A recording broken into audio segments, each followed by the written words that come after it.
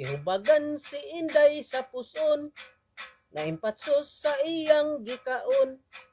Lami kunong wa siya kapugong, siyam kabulan iyang infeksyon. Dihay Pinay na minyo og hapon, hapon nga tigulang og hubakon. Sugot siya kay iya lang hukhukon, og iya lang uto-utoon. Ay pastilan baya kining kinabuhi, mga gwapa makig ninyo lagbati. Basta dunay kwarta, basta daghag sapi, bisag tigulang na bisag bungi. Daghan kuno ang babae karon, dula-dulaan ang kaminyoon.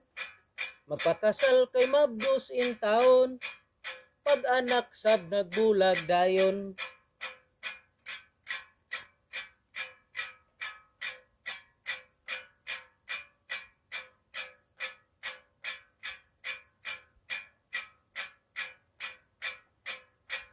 Ay pastilan baya kining kinabuhi, mga gwapa makig ninyo lagbati. Basta dunay kwarta, basta daghag sapi, bisag tigulang na bisag bungi.